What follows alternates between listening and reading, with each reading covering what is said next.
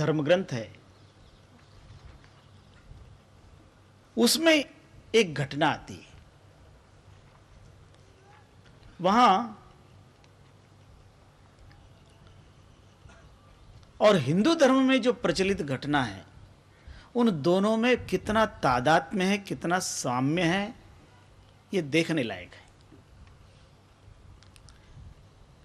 हिंदू धर्म में माना जाता है कि प्रलय के साथ मनवंतर जुड़ा होता है और सृष्टि के शुरुआत में मनु, जिन्हें भगवान कहते हैं कि हे मनु, तुम एक बहुत बड़ी नाव बनाओ, क्योंकि प्रलय होने वाला है और जितने भी प्राणी हैं उन प्राणियों का एक एक जोड़ा उस नाव में रख लो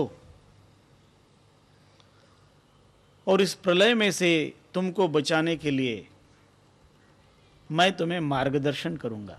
वो मत्स्यावतार की घटना है। जो घटना मनु के साथ है वही घटना बाइबल में नोआ के साथ है। ठीक यही घटना वहां भी उसको यह कहा जाता है कि प्रलय होने वाला है, तुम भी एक बहुत बड़ी नाव बनाओ और सभी प्राणियों का एक एक जोड़ा उसमें रख लो। यहां उसका नाम मनु है, वहां उसका नाम नूह है। मनु और नूह में कोई बहुत ज्यादा फर्क नहीं है, घटना बिल्कुल एक जैसी है। तो कहीं न कहीं मूल में ये दोनों मिले हुए हैं और ऐसा है। हम जब एकदम गहराई में उतरते हैं तब हम देखते हैं कि वहां भेद नहीं है। एकदम गहराई में भेद नहीं है, एकदम ऊंचाई पर भेद नहीं है। जो भी भेद है ना वो बीच में है, बीच में अलग अलग लगते हैं। इसलिए धर्म के बीच में भी कहीं कोई विवाद करने लायक नहीं है। सारी कथाएं इंसानियत की ही कथाएं हैं। इंसानियत की गाथा हम प्रेम से पढ़ेंगे। इसलिए कोई आप ग्रंथ पढ़ रहे हों अपने धर्म का या अपने धर्म से अलग, तो पढ़ना चाहिए। हमने तो सब धर्मों को पढ़ा है, इसलिए कह रहे हैं। हमने कुरान भी पढ़ा है, बाइबल भी पढ़ा है, सबको पढ़ा। और जहां कहीं से जो कुछ भी अच्छाई मिले ले लेना। और यदि अपने घर में भी यदि कुछ कमजोरी हो, जो कुछ खामी हो, तो उसकी काट छाट करना। इसलिए कबीर साहब ने अपने जमाने में बड़ी काट छाट की। हिंदुओं को भी फटकारा, मुसलमानों को भी फटकारा। मुसलमान लोग मस्जिद पे चढ़ के आजान देते हैं, तब कबीर साहब ने कहा, कांकर पाथर जोड़ के मस्जिद दई बनाए, ताचड़ी मुल्ला बांग दे, क्या बहरा हुआ खुदा? क्या तेरा खुदा बहरा हो गया जो तू ऊपर चढ़ के अल्लाह अकबर ला इलाहा इल्लल्लाह मोहम्मद रसूल बात करता है? क्यों? क्या वो अल्लाह बहरा है? अरे चींटी के पग नूपुर बांधे सो भी साहेब सुनता है। यदि चींटी के पैरों में घुंघरू बंधे हों तो वो कितने छोटे होंगे, और उनकी आवाज भी वो परमात्मा सुन लेता है। तो फिर इतना ऊपर चढ़ करके बांग पुकारना, उन्होंने शब्द बनाया बांग पुकारना। तो बांग कौन देता है जानते हो? मुर्गा। इसलिए एक जगह कबीर साहब कहते हैं, मुल्ला से मुर्गा भला।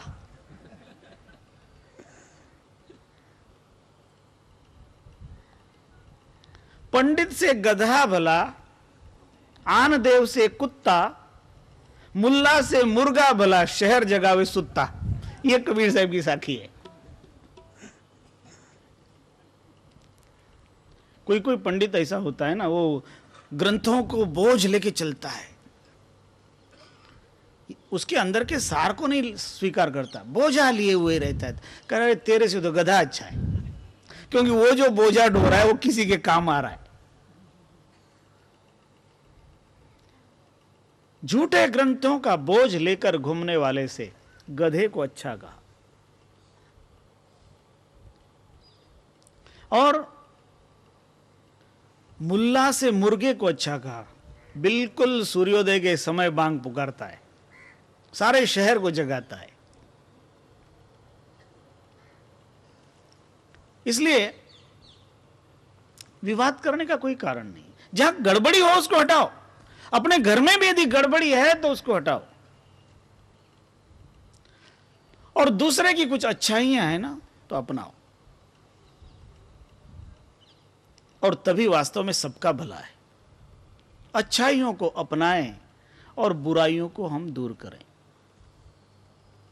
हमारे अंदर भी यदि कोई बुराइयां हैं तो उन बुराइयों को हमें देखना चाहिए और उनको हटाना चाहिए, और दूसरे की अच्छाइयां लेनी चाहिए।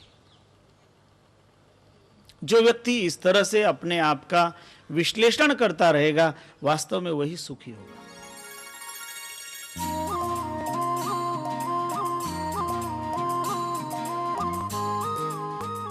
एक बड़ी पुरानी कहानी है।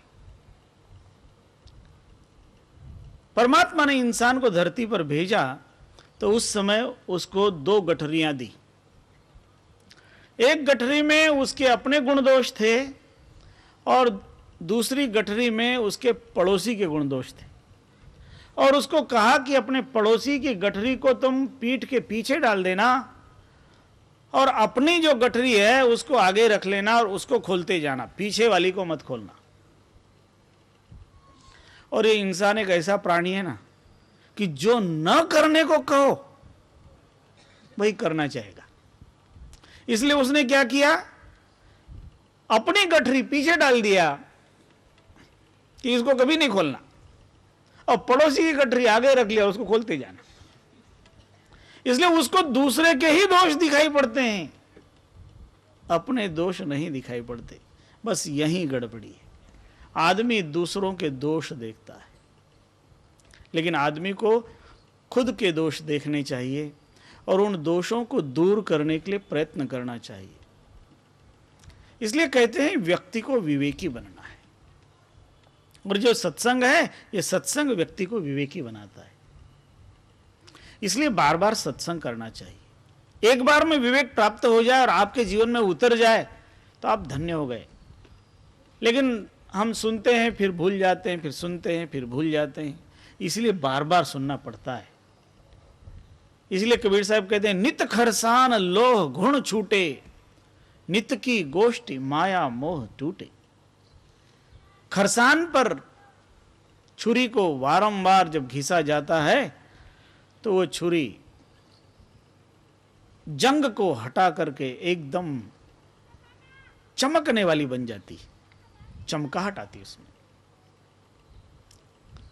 और यदि उसको बार बार न घिसा जाए तो थोड़े दिन के बाद फिर जंग लग जाती है। इसलिए कहते हैं कि उसको घिसते रहना पड़ता है। इसीलिए हमें भी सत्संग में बार बार आना पड़ता है, जिससे कि हमारा विवेक जागृत हो, इस पर किसी तरह का मैल न जमे, ये पूरी तरह से स्वच्छ रहे।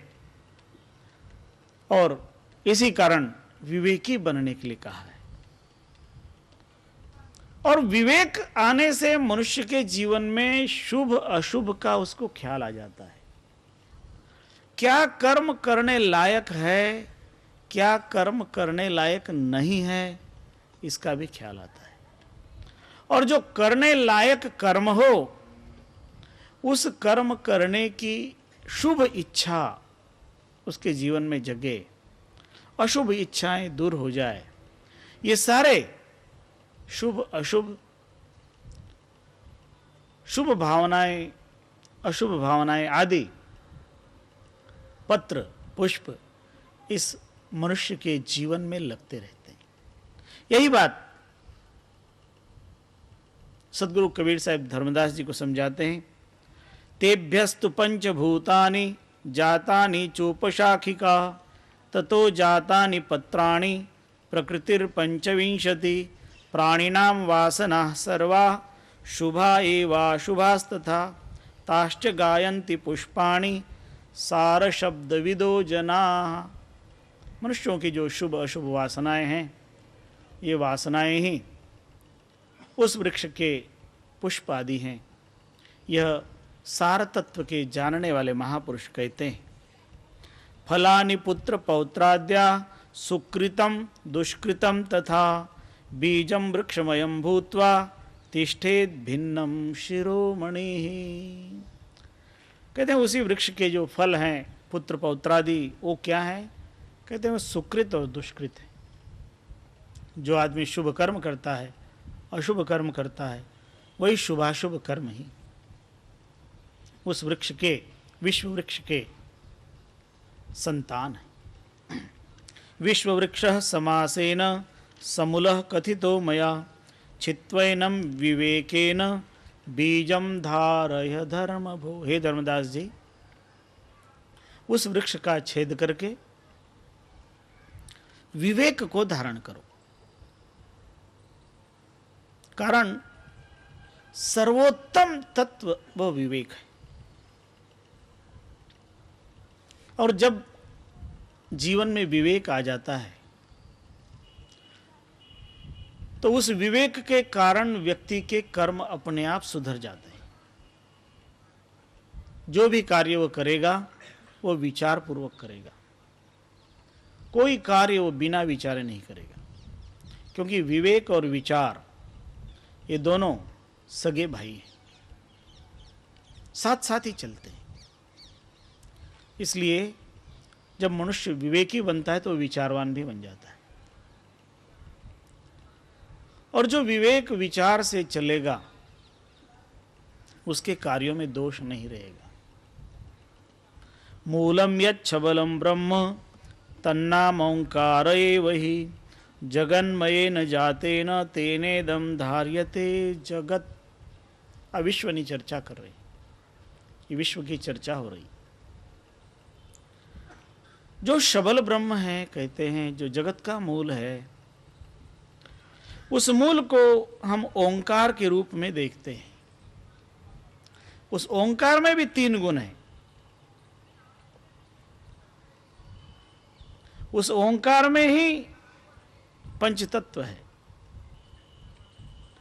वही स्थूल सूक्ष्म आदि से विभिन्नता प्राप्त किया हुआ है। वही सगुण है, वही निर्गुण है। वास्तव में सगुण और निर्गुण यह तो साधकों ने अपनी ओर से परमात्मा के बारे में विवेचन करने के लिए बनाए हुए शब्द हैं। परमात्मा सगुण भी है और वो निर्गुण भी है। वो साकार भी है और वो निराकार भी है।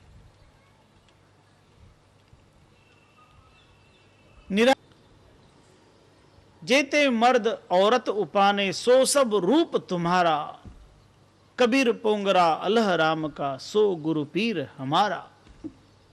कबीर साहब ने ऐसा कह दिया है। जेते औरत मर्द उपाने सो सब रूप तुम्हारा, वही परमात्मा का स्वरूप है। कहते हैं जितने नारी पुरुष जो भी हैं, उन नारी पुरुषों के रूप में वही परमात्मा ही व्यक्त है। इसलिए कोई भिन्नता नहीं, परमात्मा के कारण कोई भिन्नता नहीं। क्योंकि ऊपरी आवरण यह नारी पुरुष का होता है, अंतर में जो आत्म तत्व है वो नारी पुरुष नहीं होता। उसे भी कबीर साहब कहते हैं हंस न नारी पुरुष है, यह सब जग व्यवहार। ये दुनिया का व्यवहार है। इस व्यवहार में ये कोई नारी है, कोई पुरुष है। लेकिन आत्मदृष्टि से देखो तो कोई भेद नहीं है। आत्मदृष्टि से सब समान है। और वह आत्मदृष्टि ही महापुरुष कहते हैं कि हमें उस आत्मदृष्टि को स्थिर करना चाहिए। एक बार भगवान राम ने हनुमान जी से प्रश्न किया, हे हनुमान जी आप कौन हैं? ऐसा प्रश्न किया, हे हनुमान जी आप कौन हैं? हनुमान जी को लगा कि मैं भगवान के साथ में रहता हूं, इतनी सेवा करता हूं, वर्षों से मुझे जानते हैं, और वो मुझे आज पूछ रहे हैं कि तुम कौन हो। तब हनुमान जी तो बड़े बुद्धिमान, बुद्धिमताम वरिष्ठ, ऐसा उनके बारे में कहा जाता है। तो उन्होंने विचार किया कि जरूर इसके पीछे कोई भेद है, इसलिए भगवान ऐसा पूछ रहे हैं। तब हनुमान जी ने भगवान राम को जवाब दिया, बड़ा सुंदर जवाब दिया। कहा हे भगवान आप मुझे किस दृष्टि से पूछ रहे हैं कि तुम कौन हो? दृष्टि दृष्टि का भेद कितना होता है। हनुमान जी जवाब देते हैं, देह दृष्टिया तु दासोहम। यदि आप देह की दृष्टि से देख रहे हैं तो देह की दृष्टि से सब भिन्न भिन्न है, सब अलग अलग है। देह दृष्टिया तु दासोहम, देह की दृष्टि से आप मेरे स्वामी हैं, मैं आपका दास हूं। लेकिन आप यदि उससे सूक्ष्म जो जीव दृष्टि है उससे देख रहे हैं, जीव बुद्ध्या त्वदंशकः, कहते हैं जीव बुद्धि से मैं ऐसा मानता हूं कि मैं आपका अंश हूं, क्योंकि आप ईश्वर हैं, ईश्वर का अंश जीव है, तो मैं जीव हूं, आप ईश्वर हैं, इसलिए मैं आपका अंश हूं। जीव बुद्ध्या त्वदंशकः।